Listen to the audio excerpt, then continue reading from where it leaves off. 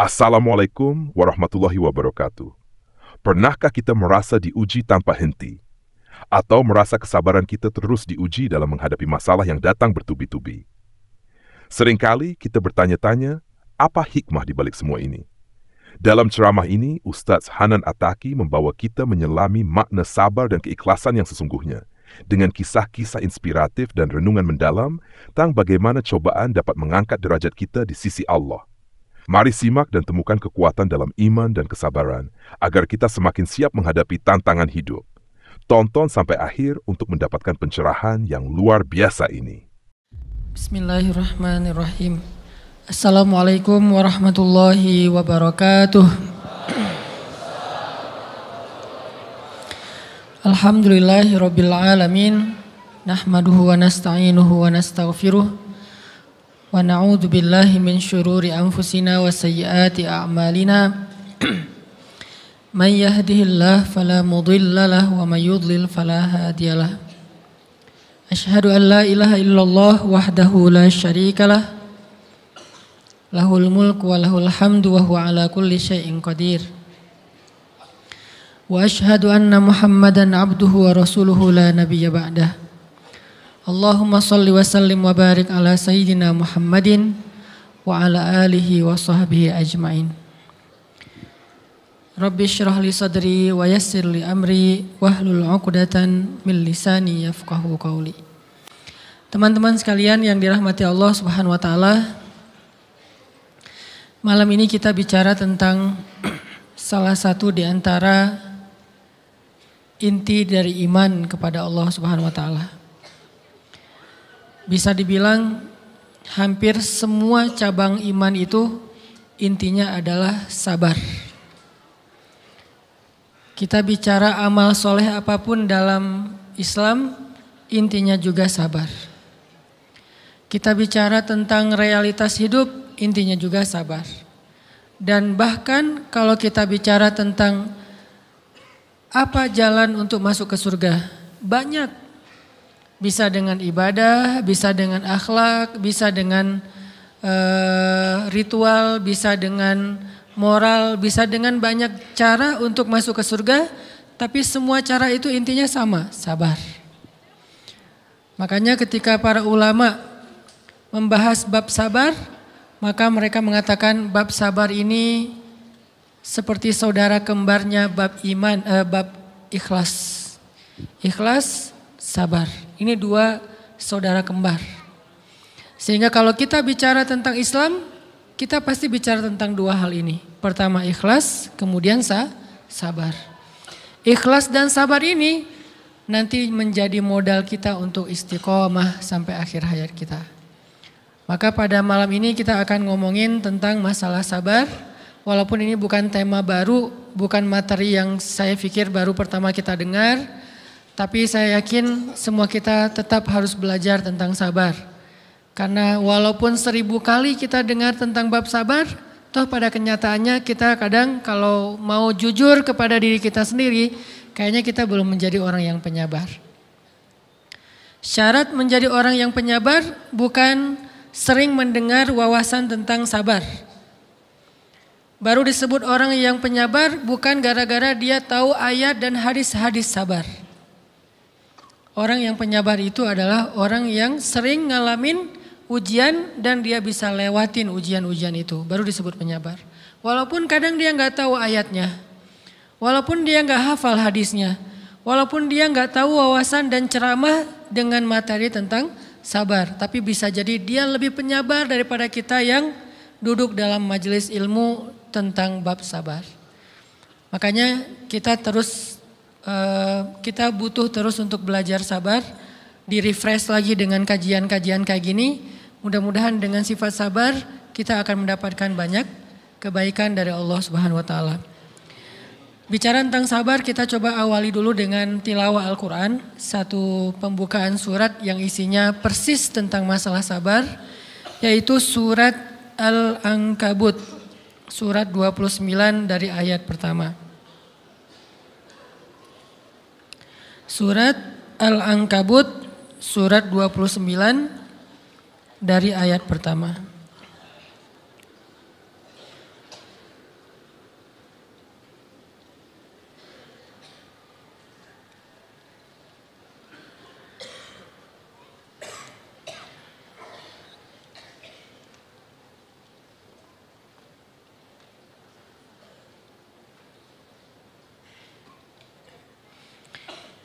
أعوذ بالله من الشيطان الرجيم.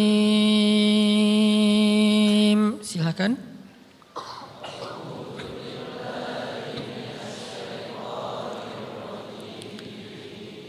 بسم الله الرحمن الرحيم.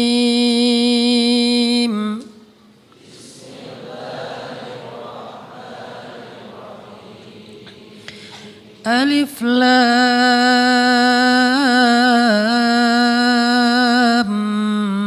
ميم.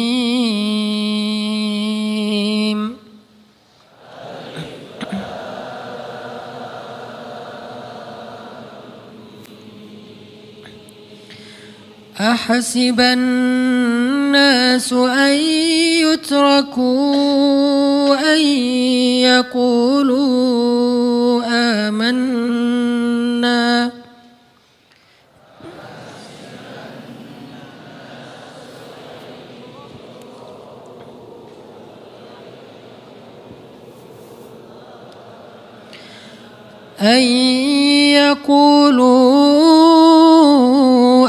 آمنا وهم لا يفتنون.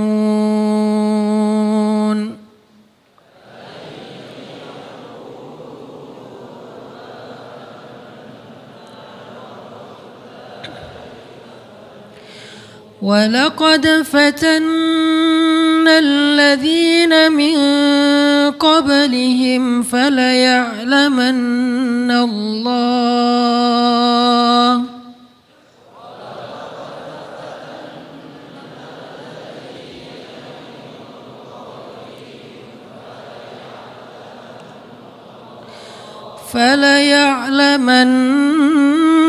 الله الذين صدقوا وليعلمن الكاذبين.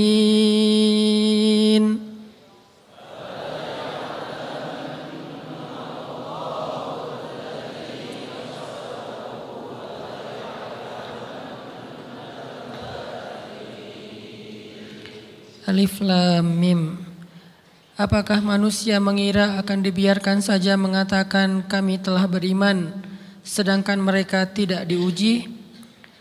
Dan sungguh kami benar-benar pernah menguji orang-orang sebelum mereka, sehingga Allah Subhanahu wa Ta'ala memperlihatkan siapa orang-orang yang benar keimanannya, dan Allah memperlihatkan juga siapa orang-orang yang pendusta. Terus kita loncat ke ayat 10 surat yang sama. Bismillahirrahmanirrahim.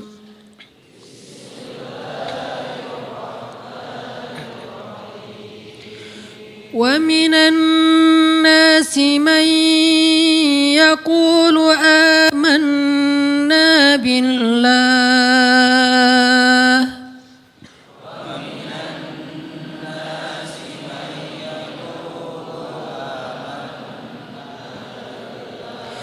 فإذا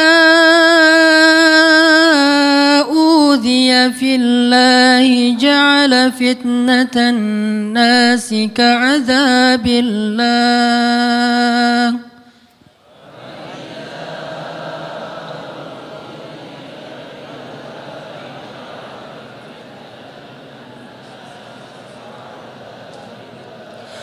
ولئن جاء نصر من ربك ليقولن إنا كنا معكم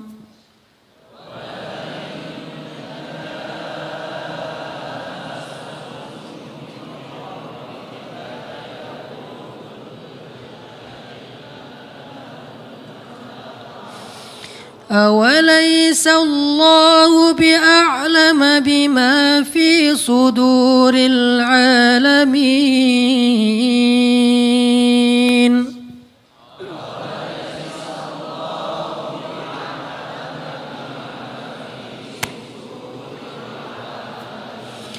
وليعلمن الله الذين آمنوا وليعلمن المنافقين المنافقين.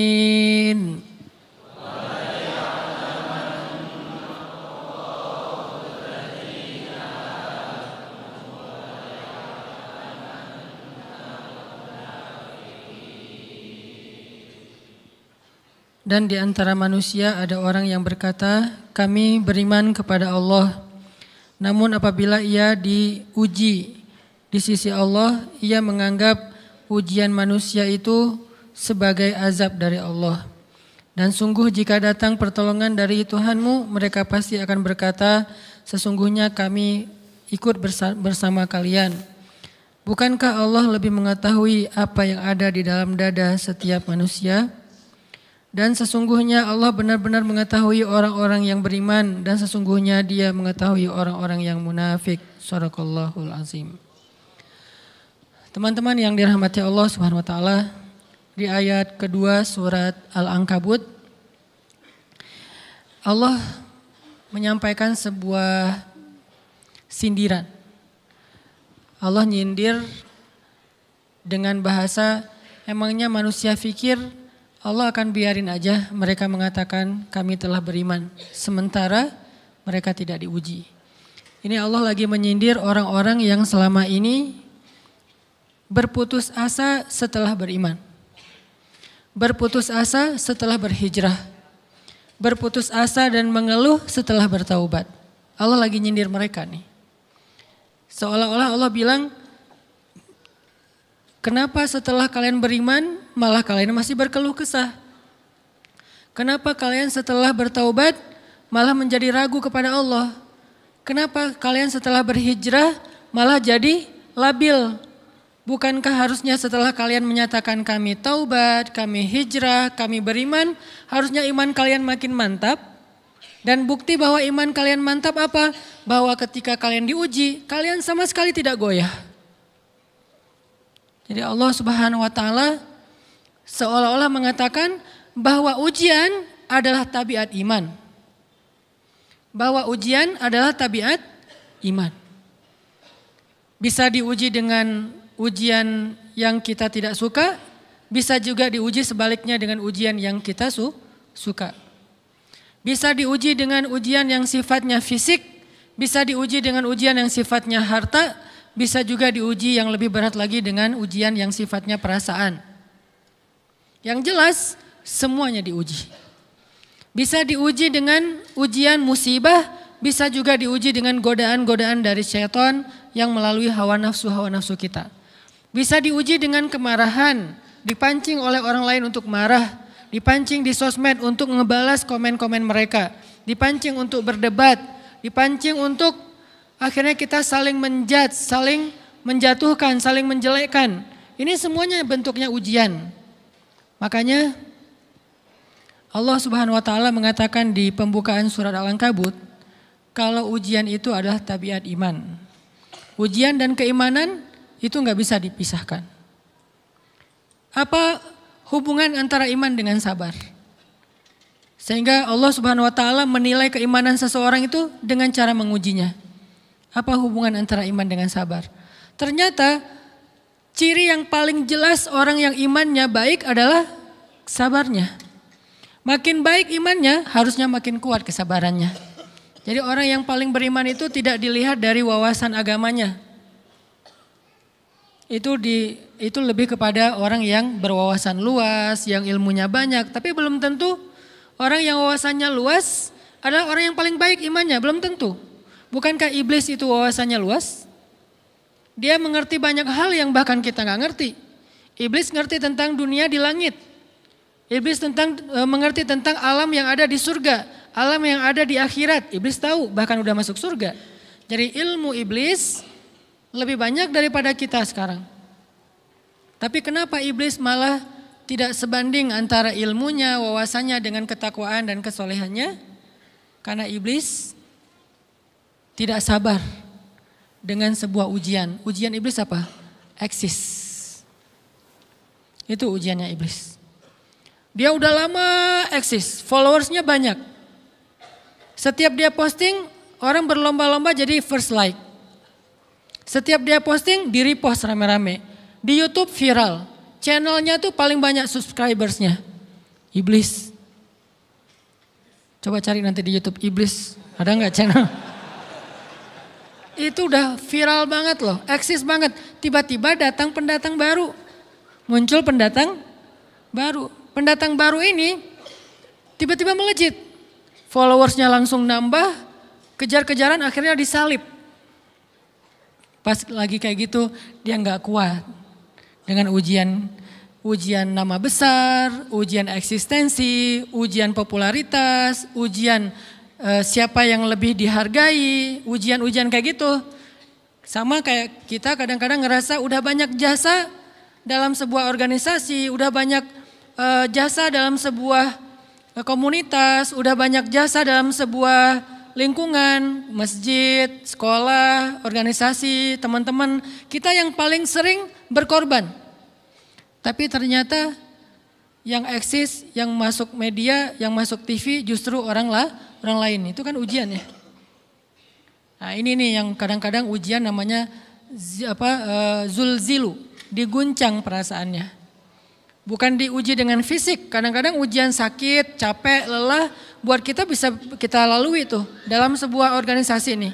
Kita lagi bikin kegiatan sosial, baksos di sekolah, dengan OSIS-nya, dengan ROHIS-nya, di kampus, dengan BEM-nya, dengan LDK-nya, kita bikin acara baksos. Kan effortnya lumayan ya, kita begadang untuk meeting, kita survei lapangan, kita kerja malah tidur sehari cuma 1,5 jam, 2 jam.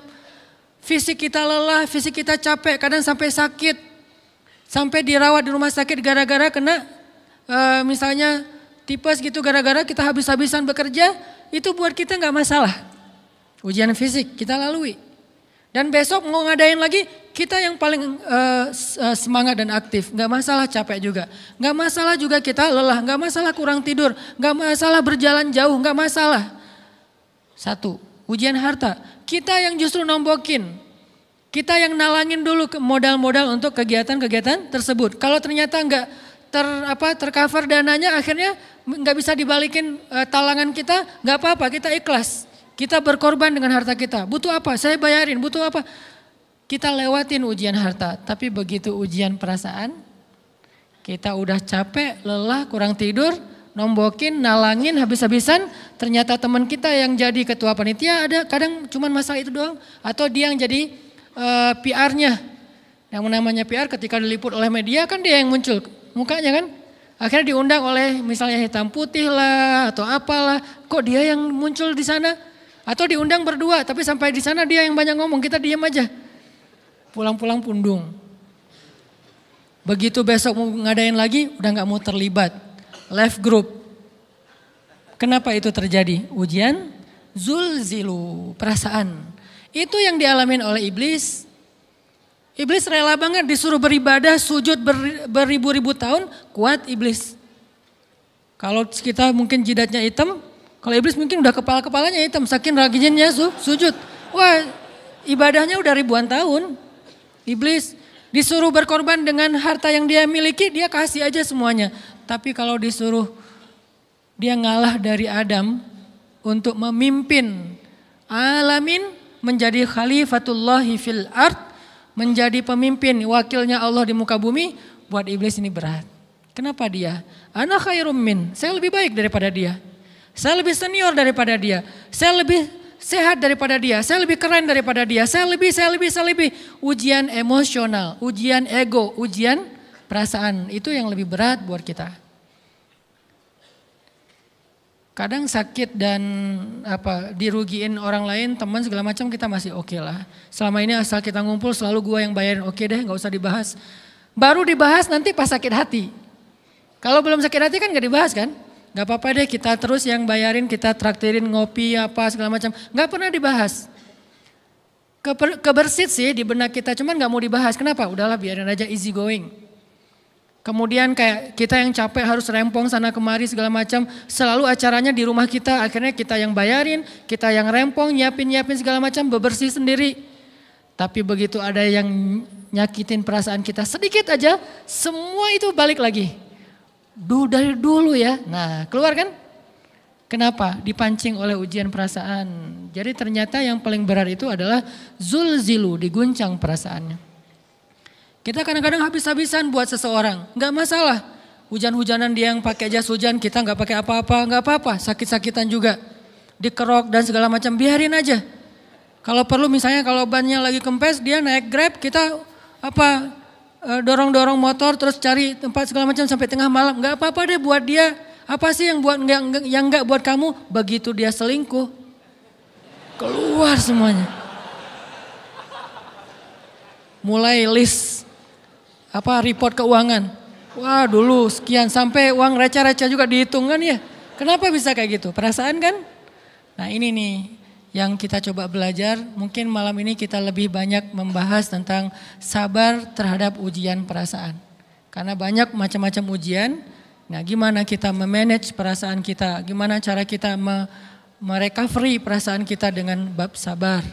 Insya Allah nanti akan kita lanjutkan setelah selesai sholat isya. Barakallah. Bismillahirrahmanirrahim. Teman-teman yang dirahmati Allah Subhanahu wa taala, kita lanjutkan tentang masalah sabar. Terutama sabar zulzilu. Ketika kita diuji dengan ujian ego, marah, perasaan, sakit hati, yang kayak gitu-gitu. Ini ujian jauh lebih berat daripada ujian fisik dan ujian harta. Termasuk rasa cinta, rasa benci, kadang itu menjadi ujian. Kenapa ujian bikin kita jadi tidak lagi logis, nggak realistis, dan kadang-kadang mengabaikan hal-hal nilai-nilai yang kita selama ini pegang sebagai satu kebenaran. Kita ngabaikan batasan-batasan syariat. Ini semuanya ujian dari Allah Subhanahu wa taala. Sehingga tidak disebut orang yang beriman kecuali ketika Allah Subhanahu wa taala melihat dia sabar dalam ujian.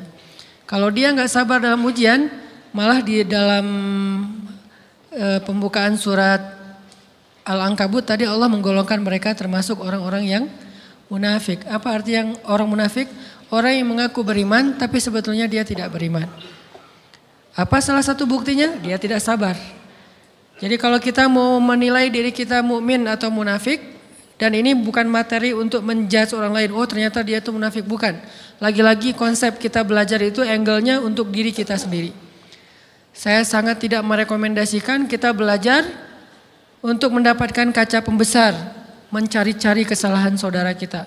Tapi kita belajar untuk semakin bisa bercermin untuk menemukan aib dan kekurangan diri kita. Jadi semakin kita tahu ilmu agama, semakin kita tahu ayat dan hadis, semakin kita punya cerminan untuk menilai diri kita dan memperbaiki diri kita. Bukan nyari kaca pembesar untuk memperjelas aib-aib dan kesalahan orang lain. Kalau kita pengen menilai diri kita ini orang yang mukmin atau munafik, caranya lihat aja kita sabar nggak nih, terutama dalam masalah emosional, dalam masalah ego, dalam masalah marah, dalam masalah hawa nafsu, dalam masalah perasaan cinta, dalam masalah benci segala macam, masih bisa nggak kita adil bahkan kepada orang yang kita benci, adil kepada orang yang kita benci, adil kepada musuh sekalipun. Bahwa jangan sampai kita gara-gara gak suka kepada seseorang, kita berlaku zalim kepada dia. Jangan. Ini berarti kita harus ngelawan ego kita sendiri. Ego untuk memaafkan orang lain. Ego untuk bisa melupakan kesalahan orang lain. Ego untuk bisa berlapang dada dengan hal-hal yang gak nyaman daripada orang lain. Ini adalah ujian yang paling berat. Di situ kita bisa lihat kita nih mukmin atau munafik. Kalau nggak pernah sabar sama sekali dalam masalah ego, dalam masalah emosional, berarti jangan-jangan kita tergolong di antara orang-orang yang kata Allah wa ma hum bimu'minin. Mereka bukan orang yang beriman. Kata Allah di surat Al-Ankabut, mereka itu adalah wala ya'lamannallahul munafikin, orang-orang yang munafik. Nauzubillah min dzalik. Kalau kita merasa pernah sabar terhadap emosi kita, sekarang kita lihat sesering apa kita sabar terhadap emosi kita. Maka derajat seorang mukmin tergantung tingkat kesabarannya. Ada yang orang sabar hanya kalau disakiti dengan satu kata. Ada yang sabar dengan satu kalimat. Ada yang sabar dengan satu paragraf. Ada yang sabar dibully rame-rame juga dia sabar. Berarti lahum darajatun inda rabbihim. Orang beriman juga bertingkat-tingkat.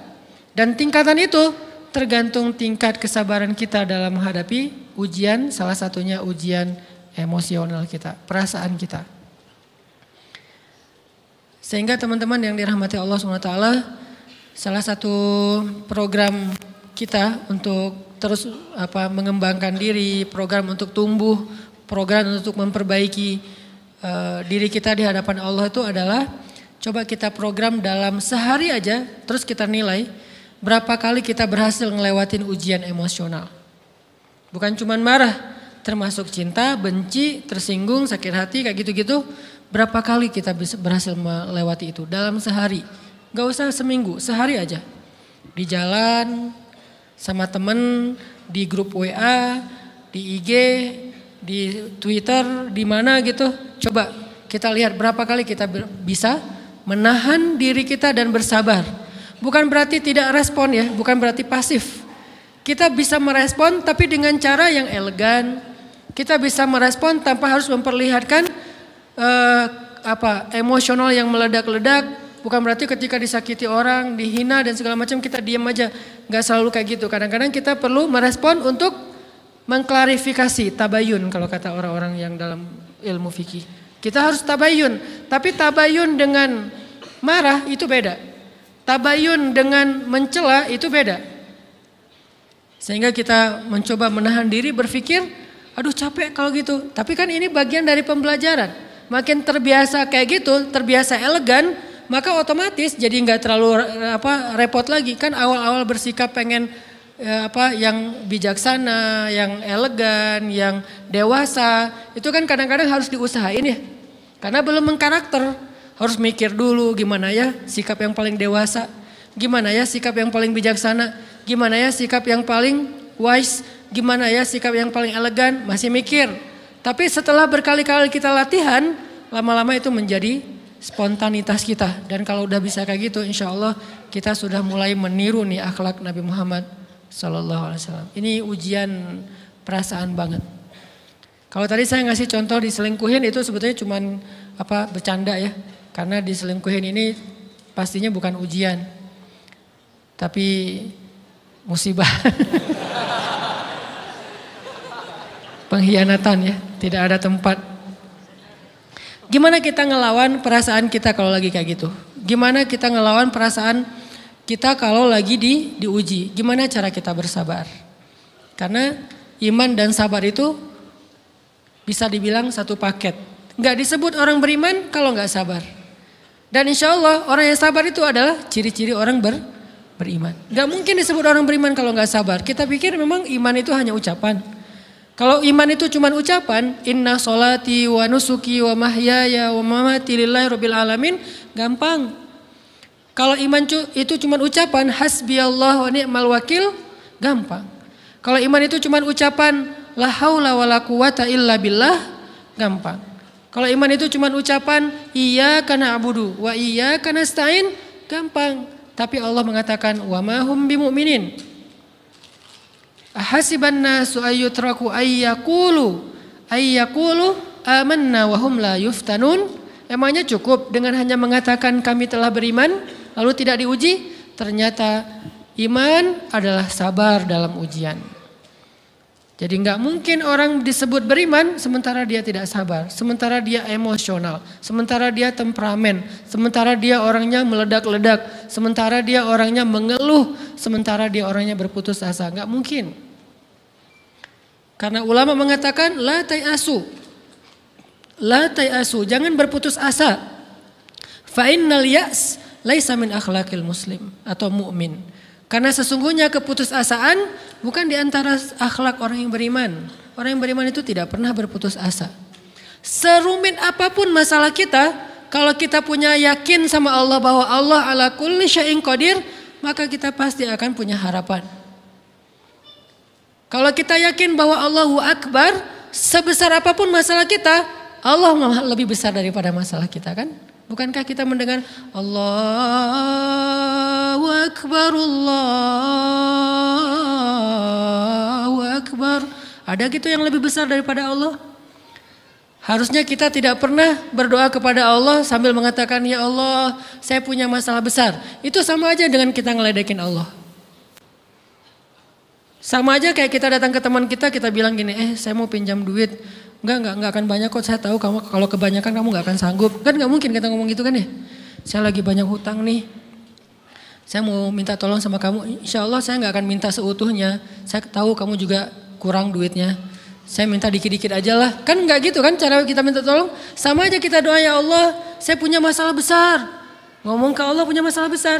Kalau kita ngomong ke manusia kayak gitu wajar. Tapi ke Allah, ya Allah saya punya masalah kecil nih. Apa? Ada hutang sedikit. Berapa? 100 M. Allah kan ghaniyun, maha kaya. Jadi jangan pernah mengatakan 100 M itu besar di hadapan Allah. Kita ngeremehin Allah banget.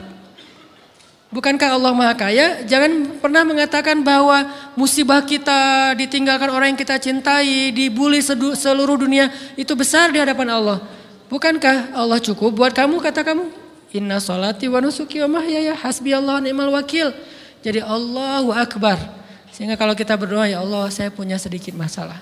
Bukankah Umar pernah mengatakan, ya nafsi, idza daqat alaikid dunya, fala taquli ya Rabbi indi hammun kabir, faquli ya hammun indi rabbun kabir. Wahai jiwaku, kalau kamu merasakan kesempitan, kegalauan, bingung, sakit, jangan pernah kamu mengatakan ya Rabbi saya punya masalah besar. Tapi katakanlah, wahai masalah, saya punya Rabb yang maha besar. Iman dan harapan, berharap itu nggak bisa dipisahkan. Iman dan sabar itu nggak bisa dipisahkan. Iman dan berserah diri atau menyerahkan urusannya, tawakul atau kita nyebutnya tawakal, nggak bisa dipisahkan. Bagaimana kita mau menyebut diri kita mukmin sementara kita nggak sabar ketika diuji dengan perasaan? Alhamdulillah kalau kita selama ini masih bersabar dengan ujian fisik. Ujian fisik yang setiap hari kita alamin apa? Lelah, capek, pulang kerja, pulang sekolah, pulang dari kampus, ngaji. Capek kan? Belum lagi macet-macetan, belum mandi pula.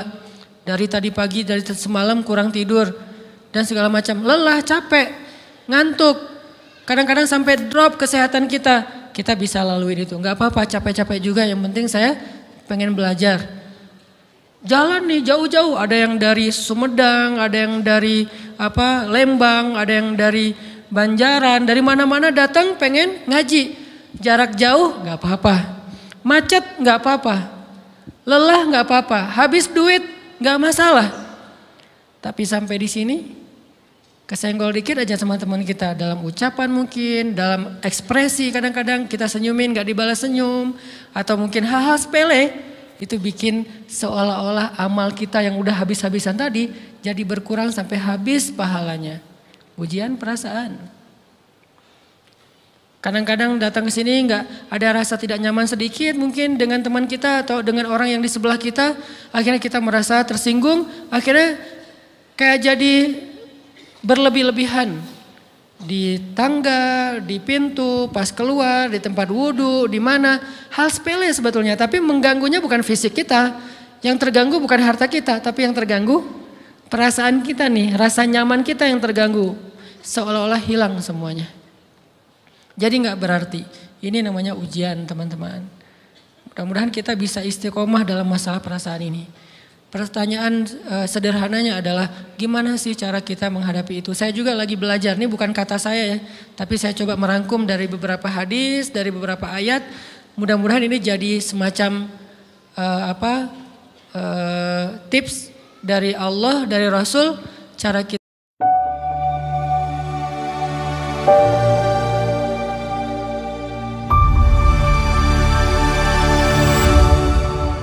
Kita supaya lebih sabar dalam menghadapi ujian, khususnya ujian perasaan. Pertama, saya mengambil dari hadis riwayat yang diriwayatkan dari Abu Hurairah, hadis Hasan.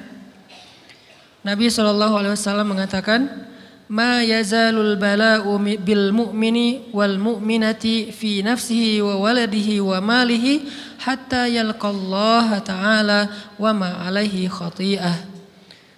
Tidaklah seseorang selesai diuji, baik dia laki-laki orang yang beriman atau perempuan yang beriman, baik itu ujiannya terjadi pada dirinya atau melalui anaknya atau melalui hartanya, artinya ujian harta, ujian fisik, ujian perasaan, sampai dia bertemu dengan Allah dan dia tidak punya dosa. Apa maksud dari hadis ini? Ujian itu tidak akan berakhir kecuali kalau dosa kita sudah habis. Allah akan menguji kita terus untuk membersihkan diri kita dari dosa. Sehingga yang harus kita coba bangun awareness dalam diri kita kalau lagi diuji, Allah pengen membersihkan dosa saya nih.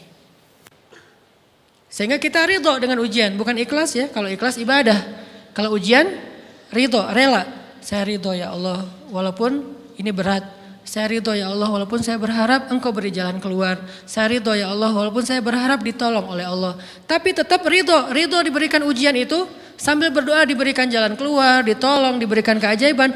Cuman gak mau mengeluh. Dan berdoa meminta jalan keluar bukan mengeluh, itu ibadah. Berdoa itu ibadah dalam Islam. Sehingga Allah suka banget sama hamba yang berdoa. Allah suka dengan hamba yang curhat.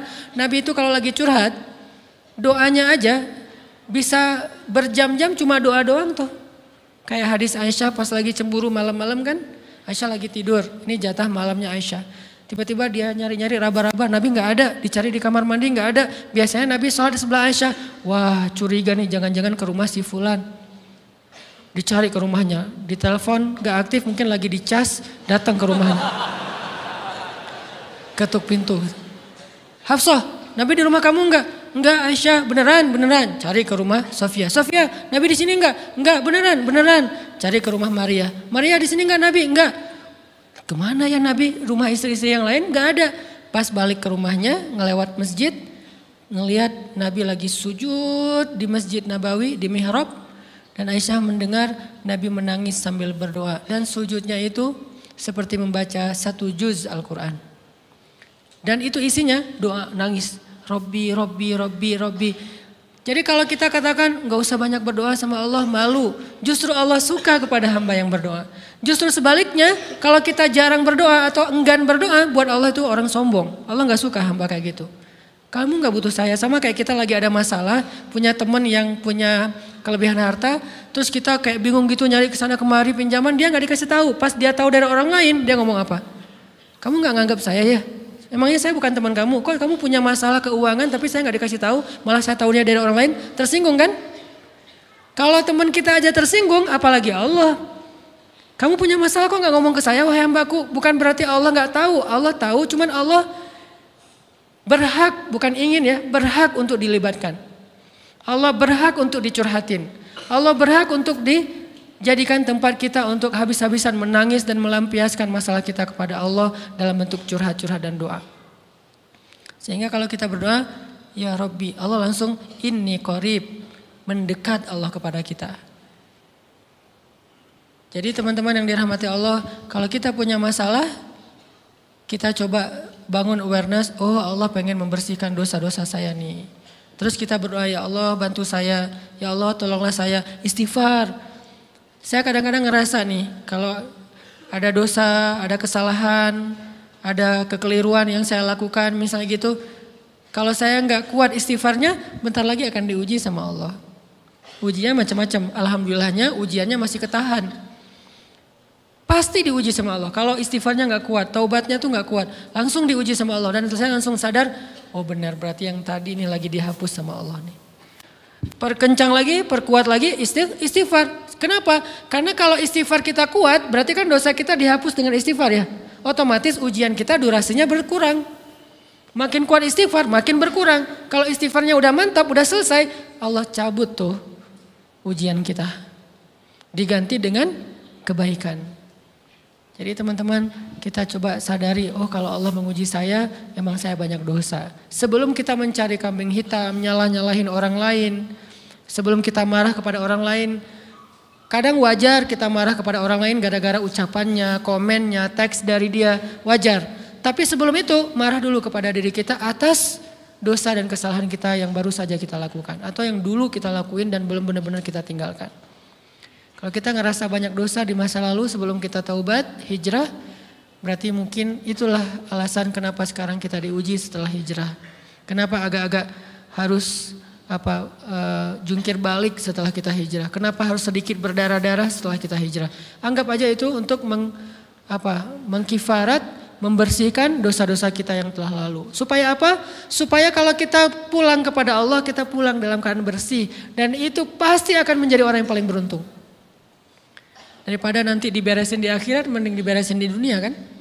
Soalnya kalau diberesin di akhirat itu lebih berat. Akhirat itu perlakuannya beda dengan di dunia. Di dunia kalau kita salah akan dibalas oleh Allah. Kalau kita belum taubat, dibalas oleh Allah sama. Tapi di akhirat ukurannya beda. Sehingga heran ya, kalau ada orang yang merasa beruntung lolos dari hukuman dunia, dia pikir dia udah lolos dari hukuman Allah. Mending dia beresin deh di dunia daripada nanti di akhir berlarut-larut. Itu bahaya banget. Kalau buat saya pribadi dan saya yakin teman-teman juga kayak gitu, gak mau ada masalah di akhirat, mending masalah di dunia aja. Tapi masalah di dunia juga kita gak mau berlarut-larut, pengen cepat dimudahin sama Allah. Caranya istighfar. Tidaklah Allah memberikan kepada kita ujian kecuali salah satu alasannya pengen menghapuskan dosa. Idza kathurat dzunubul 'abdi walam yakun lahu min amalin liyukaffiraha fabtalahu Allahu bil hazan liyukaffiraha. Kalau seorang hamba banyak dosa dan dia enggak cukup amal untuk mengkifarat dosa-dosanya, Allah akan menguji dia dengan rasa sedih, dengan rasa kecewa, dengan rasa berat, sakit hati untuk mengkifarat dosa-dosanya. Itu yang kita bangun. Sehingga kalau ada masalah sama orang lain, kita memperbaiki diri dulu. Bukan sibuk dengan kesalahan dia terus menerus yang gak mau kita maafin. Misalnya ada teman kita nih, jadi clash sama kita. Hal pertama yang kita bangun, astagfirullahaladzim saya banyak dosa nih. Tapi kan yang salah dia, ya tapi mungkin dia gak akan mengatakan kalimat itu, gak akan bersikap kayak gitu kalau kita gak punya dosa. Allah sengaja mengutus dia untuk menguji kita lewat kata-katanya, lewat perilakunya, karena kita punya dosa.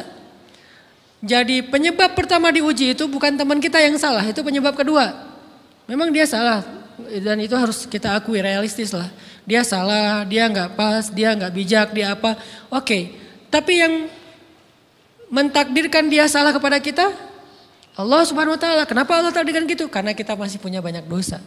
Allah kirim kita ujian, bisa manusia, bisa alam, bisa dalam diri kita sendiri. Itu semuanya adalah cara Allah untuk menguji kita dan membersihkan dosa-dosa kita. Ini yang kita bangun pertama. Yang kedua, kata Nabi di dalam hadis Bukhari, "May yuridillahu bihi khairan." Yang terkenal kan yufaqihu fiddin, itu yang terkenal. Ternyata ada dua modelnya. Ada may yuridillahu bihi khairan yufaqihu fiddin. Siapa yang Allah pengen kasih dia kebaikan kebaikan, Allah akan buat dia mengerti halal dan haram. Itu berarti Allah sayang sama dia. Ini satu model hadis. Ada model yang kedua, mirip redaksinya. May yuridillahu bihi khairan yusib min. Hadis Bukhari. Siapa yang Allah pengen ngasih dia kebaikan, Allah uji. Hah? Kok gitu caranya? Ternyata kayak gitu rahasianya. May yuridillahu bihi khairan, may yuridillahu bihi khairan, siapa yang Allah pengen ngasih dia kebaikan, Allah kasih dia musibah atau ujian. Kenapa bisa seperti itu Ustaz? Fa inna ma'al usri yusra, inna ma'al usri yusra. Seolah-olah Allah bilang di dalam ayat itu, kalau kalian mau dapat kemudahan, biasanya lewatnya kesusahan dulu. Kalau kalian pengen dapat keberuntungan, biasanya dapatnya kerugian dulu. Tapi keberuntungan dan kerugiannya pasti gak sebanding. Keberuntungannya jauh lebih besar daripada kerugiannya. Kerugian itu kayak modal doang, DP. Jadi kalau kita mau dapat kejutan dari Allah, Allah kasih kita DP. DP-nya apa? Ujian. DP-nya musibah. DP-nya rasa gak nyaman. Itu DP tuh. DP terhadap apa? DP dari Allah terhadap hadiah-hadiah besar yang Allah pengen ngasih ke kita setelahnya. Cuman banyak orang yang menolak DP ini. Sama kayak kita misalnya. Kalau kita mau ngasih dia hadiah, kita kasih dia kayak kejutan dulu. Dia lagi ulang tahun nih, disiram air dulu. Setelah itu dikasih hadiah-hadiah yang mahal. Rela nggak disiram air demi hadiah? Rela, udah siramin lagi aja.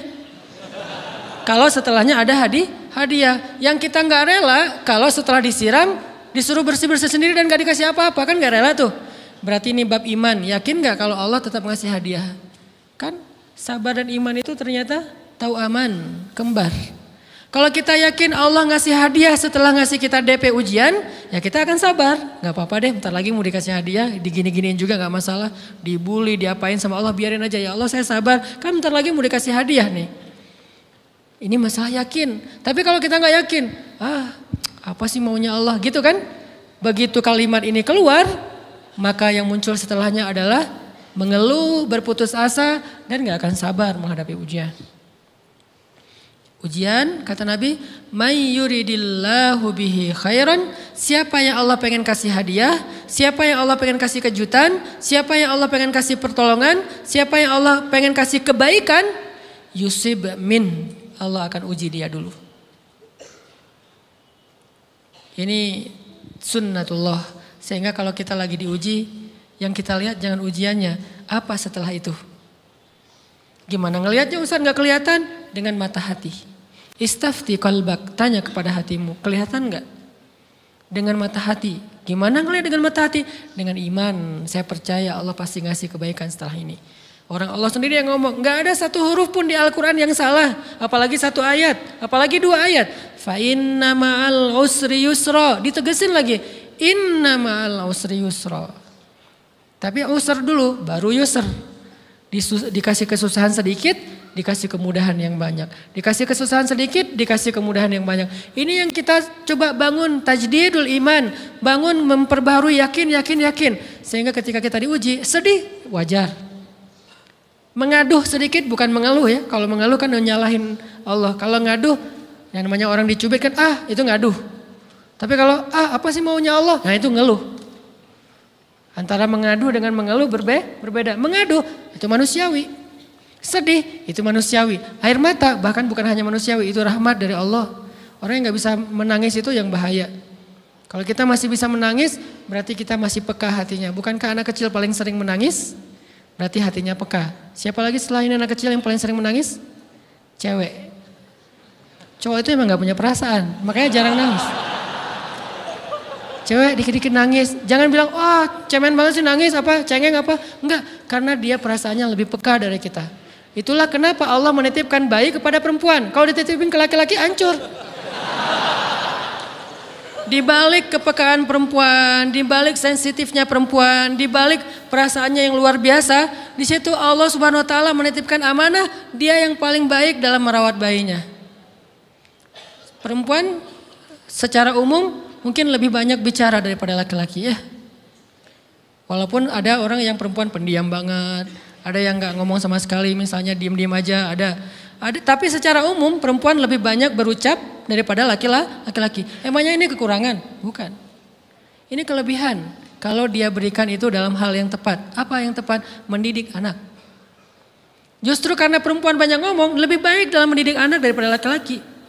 Laki-laki itu kurang mendidik, kurang mengedukasi kepada anak dengan usia tertentu karena dia jarang memahamkan. Salah hanya marah, salah hanya ditegur. Kalau ibunya jelasin gini sebelum tidur ibunya yang ceritain banyak cerita. Saya sendiri ngalamin sering mana seorang ayah sama ibu interaksi sama anak dalam bentuk verbal.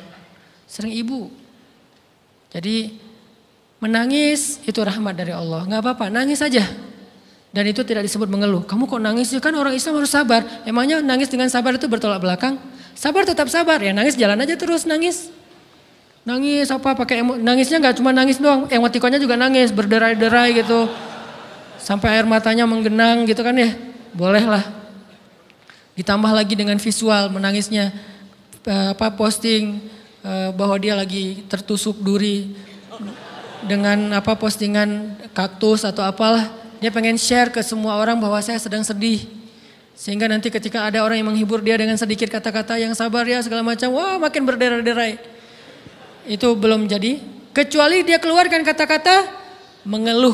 Baru dia disebut orang yang banyak mengeluh, berputus asa. Kalau mengaduh wajar. Walaupun ada nabi udah diuji berat nggak mau mengaduh, apalagi ngeluh.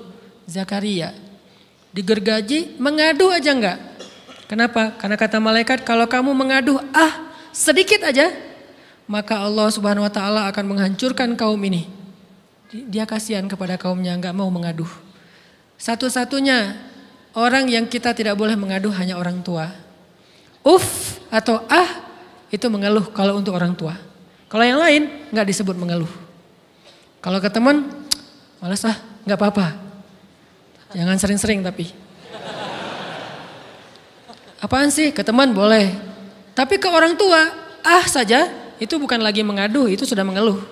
Khusus untuk orang tua. Kalau di antara manusia. Kalau kepada Allah dan Rasul, pastinya lebih dari itu. Ketika kita diam saja, tidak langsung beranjak sami'na wa ata'na labbaika ya rabbi wa sa'daik, enggak memenuhi panggilan Allah, itu sudah disebut bagian dari kufur ingkar. Tapi minimal kita mungkin masih mengaduh, kita masih menangis, kita masih lelah, kita masih merasa lemah.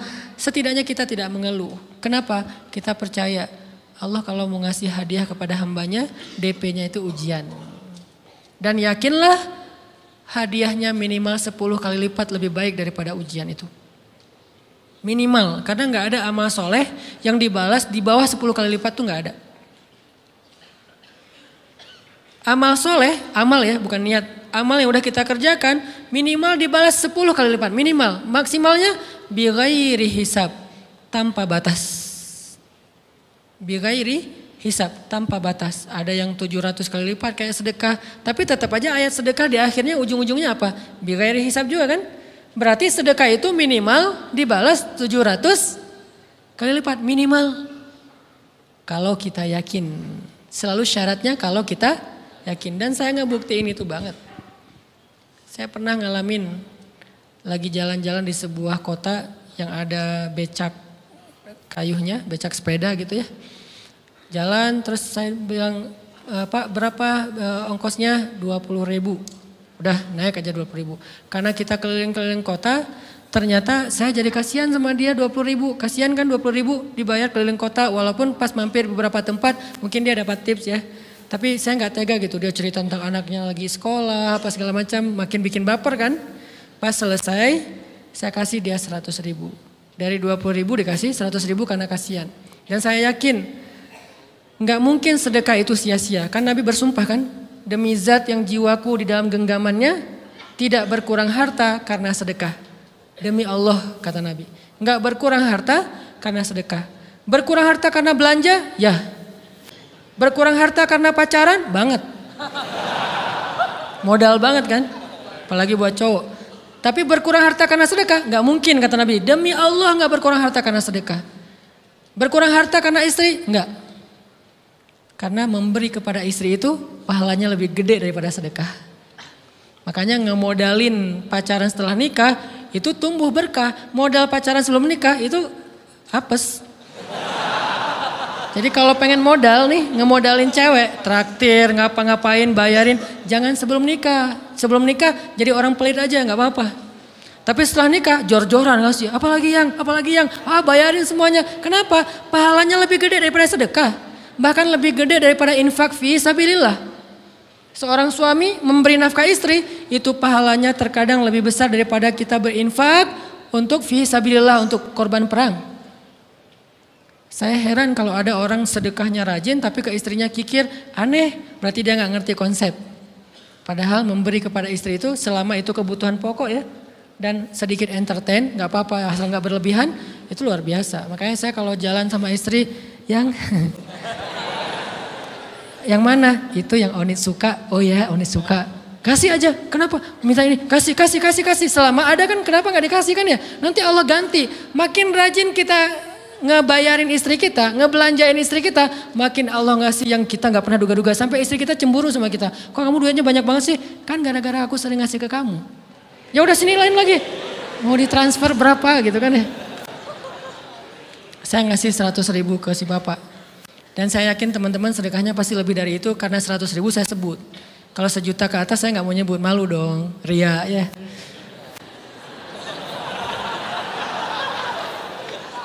Sebenarnya nggak pernah sih. 100.000 deh, karena kan kecil, saya kasih 100.000. Ternyata begitu saya kasih 100.000, dia doa. Nah ini nih pentingnya sedekah ke orang yang membutuhkan tapi nggak minta-minta, dia tulus. Dia langsung doa, ya Allah Pak mudah-mudahan rezekinya lancar, berkah, bertambah dan segala macam, bahagia keluarganya. Doa-doa ini semuanya dikabulkan dalam hitungan hari. Pertama bertambah bahagia rumah tangganya, dapat kecupan dari istri. Dia nganggap suami saya cowok banget sih. Mulai satu nih. 2, demi Allah selang 15 jam kalau nggak salah, karena waktu itu malam, besok paginya ada orang yang ngejar-ngejar saya pengen ngasih hadiah. Ustadz saya pengen ketemu Ustadz. Maaf saya nggak bisa ketemu sekarang, lagi rush, lagi tight schedule gitu-gitulah, sok-sok gaya nggak jelas gitu ya. Terus Ustadz saya pengen banget ketemu, dia nggak ngomong pengen ketemu apa. Kalau dia bilang mau ngasih duit kan langsung saya prioritaskan kan ya. Berhubung dia nggak ngomong, ya udahlah, saya sosok jual mahal gitu. Tapi yang namanya rezeki kan gimana kita tolak, dia datang kan. Saya nolak. Pokoknya sebentar aja 5 menit nggak akan ganggu waktu Ustadz. Ya udah besok pagi ya pas breakfast gitu, pakai gaya-gaya dikit breakfast. Pas breakfast, oh ya siap Ustadz. Jam berapa? Jam 8. Udah janjian jam 8. Mungkin orangnya nih dengar live streaming, Pak jazakumullah khair jaza. Makasih banyak, mudah-mudahan Allah tambahkan rezekinya. Terus beliau besok mau flight ke luar kota jam 8. Akhirnya ngubungin lagi malamnya, Pak Ustadz maaf gak bisa ketemu besok. Karena saya jam 8 itu jadwal terbang. Oh ya udah gak apa-apa, seneng dong saya gak jadi ketemu kan. Tahu gitu kan nyesel saya tuh, seneng. Besok pagi jam 6, Pak Ustadz alhamdulillah ternyata penerbangan saya di delay ke jam 11. Allah delay penerbangannya demi ngasih rezeki buat saya. Kan luar biasa kan. Ini hikmah kepedean saya, kegeeran kepada Allah gitu. Di delay demi saya. Kan kadang-kadang GR ya di depan Allah ya. Robbi akraman kan gitu ayatnya. Allah memuliakan saya dengan istighfar tetap. Akhirnya saya bisa ketemu Ustaz. Saya nggak baca WA-nya. Terlambat baca, baru baca jam 8. Dia udah mulai agak putus asa. Kayaknya udah gak mungkin ketemu nih. Jam 8 pas saya baca, ternyata orangnya nggak di delay. Ya udah saya balas, ya udah sekarang saya tunggu ya jam 9, maaf cuma sebentar. Nggak apa-apa Ustaz 5 menit. Datang dia. Datang ngasih apa coba? Ngasih duit 200 juta. Demi Allah. Cuman berselang beberapa jam, saya tolak-tolak. Tahu gitu Pak, datang malam ini aja.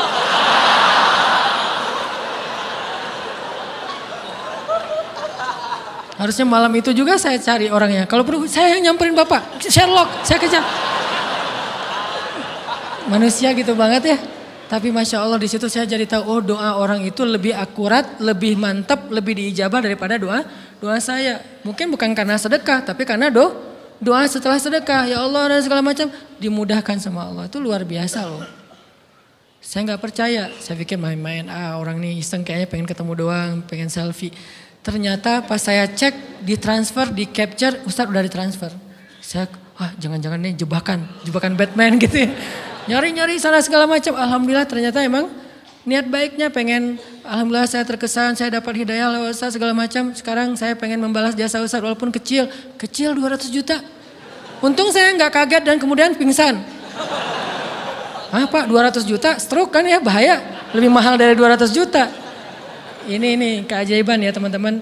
Jadi kita tuh, saya kan sering bilang keajaiban itu terjadi tergantung tingkat iman. Bukan saya udah soleh banget, enggak. Saya belajar terus untuk yakin deh sama Allah. Modal kita tuh kan gini sebetulnya kan. Duit kita tuh banyak loh teman-teman. Cuman gak disimpan di bank, gak disimpan di saku. Disimpannya di sisi Allah. Bedanya apa sih? Kenapa kita kalau disimpan di bank tenang? Saya lagi punya duit banyak dari 100 juta. Di mana? Di bank. Aman.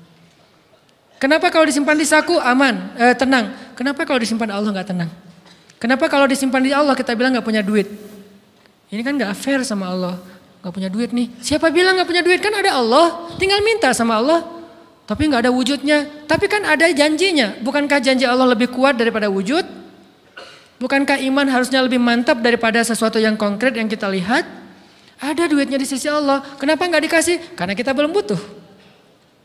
Kalau kita yakin duit kita itu ada di Allah. Tapi dikasihnya pas kita butuh. Begitu butuh ya Allah langsung dikasih sama Allah. Itu banget benar-benar terjadi dalam kehidupan kita. Pasti kayak gitu. Tingkat tergantung kita yakin apa enggak. Nih kalau Allah bilang may yuridillahu bihi khairan, Allah kalau pengen ngasih hadiah kepada seorang hamba, Allah kalau pengen ngasih kejutan kepada seorang hamba, yusib. Allah kasih dia ujian sedikit aja. Walanabluwannakum bisyai' sedikit bisyai'im minal khawf wal ju' wa naqsim minal amwal wal anfus wath thamarat wa basyiris sabirin. Kami uji sedikit aja dengan rasa lapar, dengan rasa takut, dengan sedikit kekurangan ini dan itu, sedikit. Tapi wabasyiris sabirin, sampaikan kejutan kepada orang yang bersabar. Sampaikan kejutan kepada orang bersabar. Jadi bisa dibilang kejutan-kejutan hidup kita itu munculnya dengan iman dan sabar. Dengan iman dan sabar. Iman artinya yakin, husnuzon sama Allah. Ana inda dhanni abdi bi. Aku tergantung prasangka hambaku kepadaku. Sabar, wasta'inu bis sabri was shalah. Minta pertolongan Allah, caranya dengan sabar, kemudian dengan sholat. Pasti Allah tolong. Ustaz, saya udah sabar, sabar lagi. Isbiru wasabiru. Kalau udah sabar, bersabar lagi. Sampai kapan Ustaz? Sampai Allah Subhanahu wa taala benar-benar mengakui kesabaran kita. Setelah itu Allah pasti kasih. Terus apa yang harus saya lakukan Ustaz? Buktikan di hadapan Allah kita itu hamba yang penyabar. Jangan bilang ya Allah saya akan sabar, jangan, tunjukin aja. Ya Allah kurang apa lagi dari saya, tunjukin aja. Nanti Allah sendiri yang akan memberi kita gelar sabirin. Sehingga Allah bilang wabasyiris sabirin. Sampaikan berita gembira kepada hambaku yang sabar. Dan kalau Allah udah ngasih berita gembira itu beruntun loh. Kita sabar kayak Allah tahan dulu nih ya kejutan. Allah tahan dulu hadiahnya buat kita tuh ditahan, tahan. Makin lama makin sulit pastinya, makin lama makin berat, makin lama makin berat.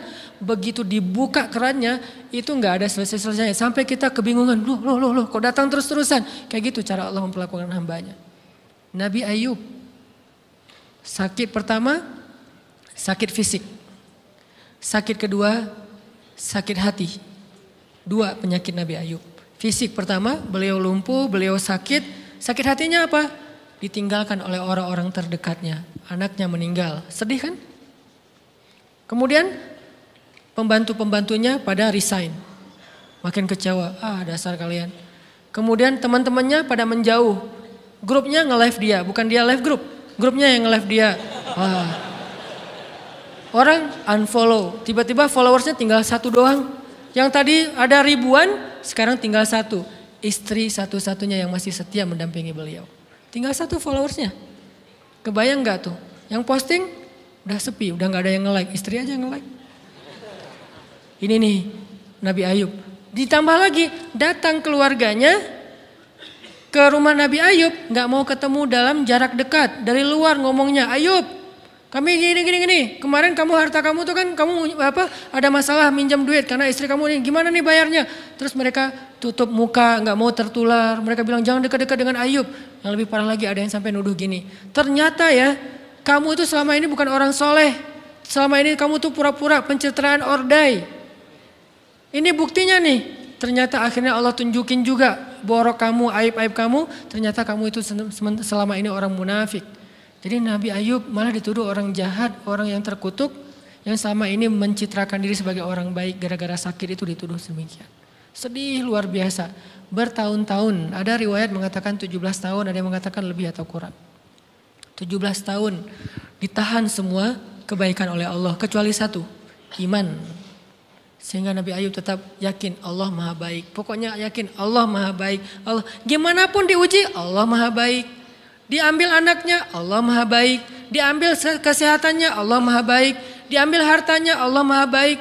Jadi orang yang tadinya paling kaya di negerinya sekarang paling miskin di negerinya. Kebayang gak tuh dibalik 180 derajat. Yang tadinya paling kaya gak ada yang lebih kaya daripada Ayub. Sekarang yang paling miskin. Gak ada yang lebih miskin daripada Ayub. Allah maha baik, Allah maha baik, Allah maha baik. Husnuzan kepada Allah. Dan itu gak sehari 2 hari, 17 tahun husnuzon kepada Allah. Pada puncaknya ketika istri beliau harus menjual rambut, gundul, Potong rambut dijual demi apa? Udah nggak tahu lagi ngemodalin apa untuk ngasih makan Nabi Ayub. Akhirnya nyari-nyari kerja nggak ada yang nerima, jual rambut, pakai jilbab di rumah nggak buka-buka jilbab. Ayub curiga, yang kenapa kamu nggak buka jilbab di hadapanku? Nggak apa-apa, kan lagi musim panas, nggak apa-apa. Akhirnya Nabi Ayub minta tolong dibukain, ada apa? Curiga kan? Pas dibuka udah botak rambut istrinya. Nabi Ayub menangis. Kenapa? Apa yang terjadi? Istrinya bilang, suamiku nggak ada lagi modal buat kita makan. Saya cari-cari kerja sana sini nggak ada yang nerima. Bahkan untuk mandiin hewan aja nggak diterima. Akhirnya saya jual rambut saya, mudah-mudahan bisa untuk kita makan beberapa hari. Istrinya keluar, Nabi Ayub menangis, baru Nabi Ayub berdoa. Itu juga doanya malu-malu dan husnuzon. Malu-malu, husnuzon. Gimana kalimatnya? Rabbi massaniyaddur. Ya Allah, saya sakit. Gitu doang ngomongnya. Bukan, ya Allah udah sekian tahun saya sakit, saya gini, saya gitu. Enggak. Ya Allah saya sakit. Wa anta arhamur rahimin. Tapi tetap ya Allah buat saya engkau yang paling baik. Coba, masih ngomong gitu. Arhamur rahimin. Enggak apa-apa. Jadi seolah-olah mau ngomong, ya Allah saya sakit. Tenang, saya enggak ngeluh ya Allah. Engkau tetap yang paling baik. Gitu coba Nabi Ayub ke Allahnya tuh. Langsung Allah munculkan mata air di bawah kaki Nabi Ayub. Tiba-tiba beliau jadi basah, mandi, sembuh semua penyakit, rontok dengan semua luka-lukanya. Dan wajah Nabi Ayub semua tubuhnya menjadi muda. Yang usianya tadi udah 80-an tahun, tiba-tiba menjadi di antara 35 tahun. Itu usia ideal. Maaf ya, saya usianya kurang lebih segitulah. Usia penduduk surga antara 30 sampai 40 tahun. Itu usia penduduk surga. Dan usia itu mempertemukan dua kebaikan. Fisiknya sudah sempurna dan akalnya juga kebijaksanaannya sudah sempurna. Kalau di bawah 30 tahun fisiknya sempurna, akalnya belum sempurna. Kalau di atas 40 tahun akalnya sempurna, fisiknya sudah berkurang. Antara 30, 40, 45 ya kurang lebih segitulah. Nabi Ayub menjadi muda lagi. Jadi keren, persis kayak masa mudanya. Jadi kalau ngelihat foto yang postingan pertama di Instagramnya tuh mirip nih. Kan udah postingan yang ke 1000 ya. Udah berapa tahun dia pakai akun yang sama. Wah mirip dengan yang dulu. Istrinya datang. Begitu datang, astagfirullahaladzim. Ada cowok keren di rumahnya. Tapi mirip Ayub. Cuman gak mungkin ini Ayub. Langsung nyari Ayub. Di mana Ayub? Kata Ayub, saya Ayub suami kamu. Enggak, kamu bukan Ayub. Suami saya itu udah tua. Suami saya sakit-sakitan. Kamu bukan Ayub. Mirip sih. Akhirnya, saya Ayub. Apa buktinya kamu Ayub? Ditunjukkan buktinya oleh Nabi Ayub. Apa buktinya? Nabi Ayub menyampaikan beberapa kenangan mereka berdua di masa lalu yang gak ada yang tahu kecuali mereka berdua. Itulah pentingnya kita menyimpan kenangan.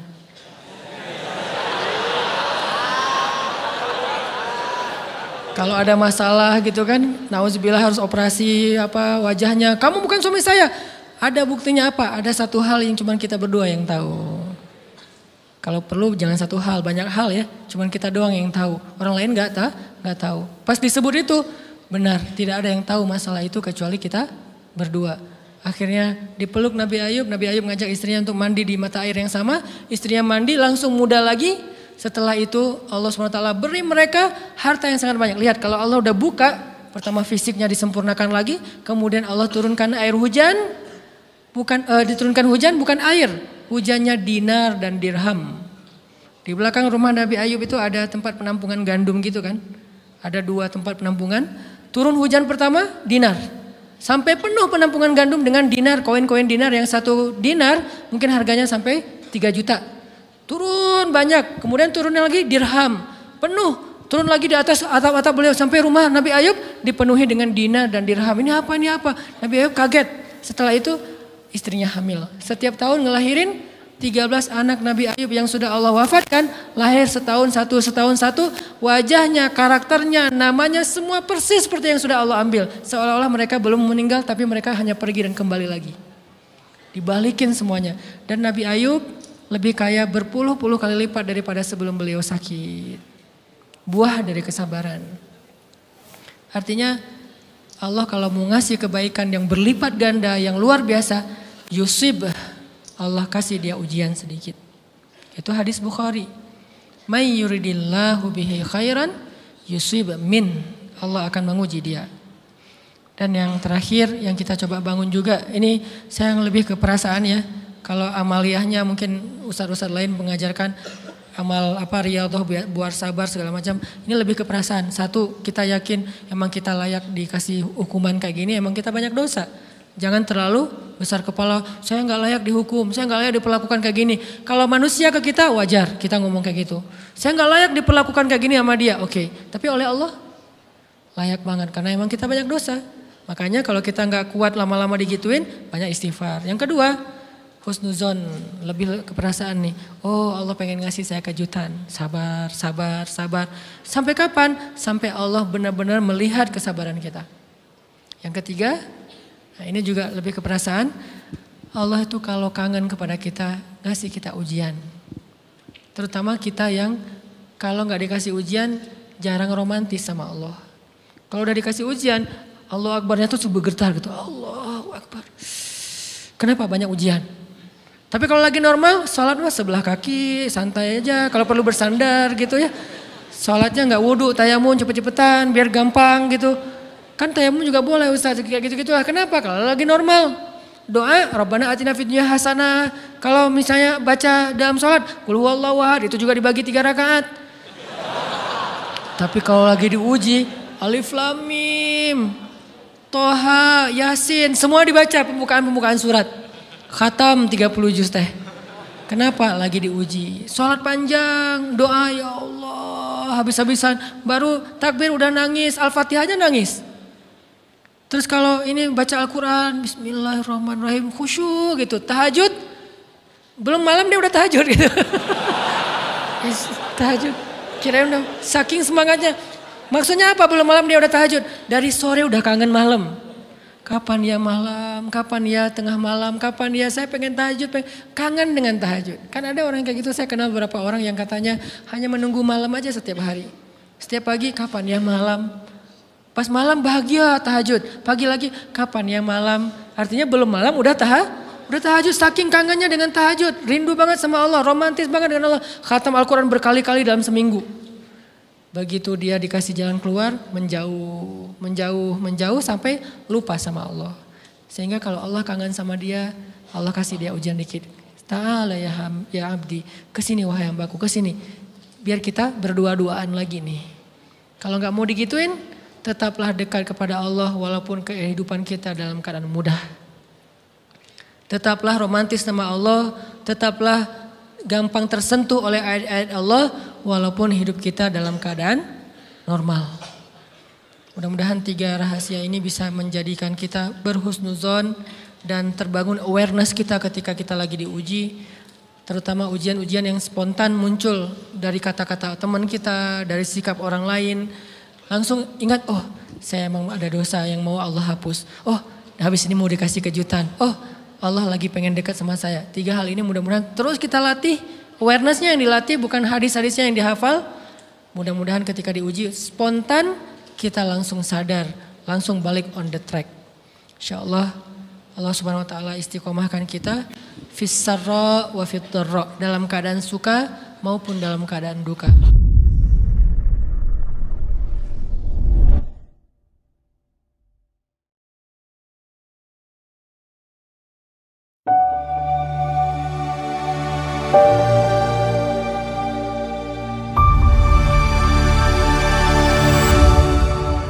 Dalam ceramahnya, Ustaz Hanan Attaqi menekankan pentingnya perjalanan kesabaran dan keimanan dalam Islam.